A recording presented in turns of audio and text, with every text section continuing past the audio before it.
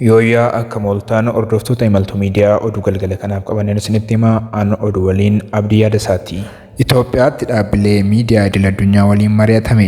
Sekireetiriyaatiin Pireesii Waajjira Ministeera Muummee gaazexeessitoota dhaabbilee miidiyaa idil-addunyaa Itoophiyaatti hojiitti bobba'an waliin mari'atan.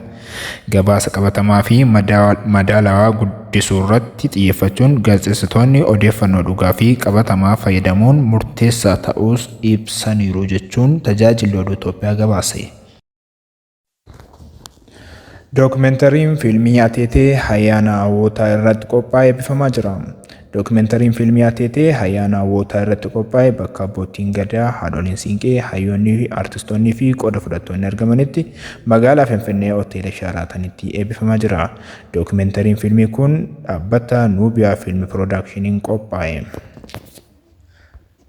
Pireezidaantii yeroo naannoo Tigraay Obbo Geetaachoo Raddaan adeemsa hidhannoo hiikkachiisuu irratti qofa dhiibbaa gochuun sirrii miti jedhan. Waliigaltee Piriitooriyaa mootummaa Itoophiyaa fi humnoota Tigraay gidduu mallatteeffame keessaa tokko kan ta'e adeemsa loltoota Tigraay duraanii hidhannoo hiikkachiisuu, deebisanii dhaabuu fi hawaasatti makuu qofa irratti dhiibbaa gochuun gocha itti gaafatamummaa isaa hanqate ta'uu pireezidaantichi bulchiinsa yeroo naannoo Tigraay Obbo Geetaachoo Raddaan himan.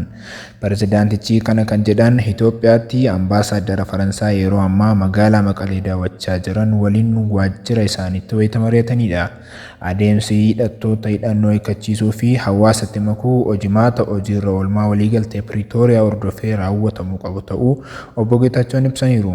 Kana malees mootummaan federaalaa miseensota raayyaa ittisa biyyaa alaa hidhattoota lixa Tigraay keessatti argaman baasuuf dirqama kan qabu ta'us hidhattoota ammayyuu baasuu hin dandeenye jedhan. Obbo Geetaachoon gargaarsa mootummaan Faransaay Tigraay deebisanii ijaaruu irratti taasisteef Ambaasaadara Faransaayis galateeffataniiru.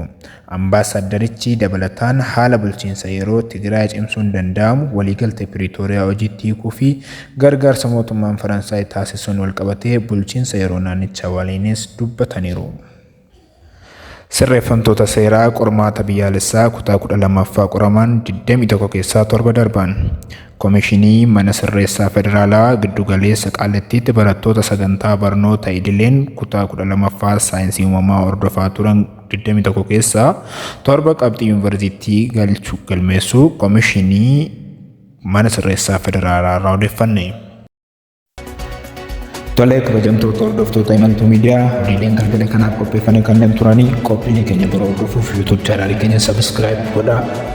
Halkan gaarii.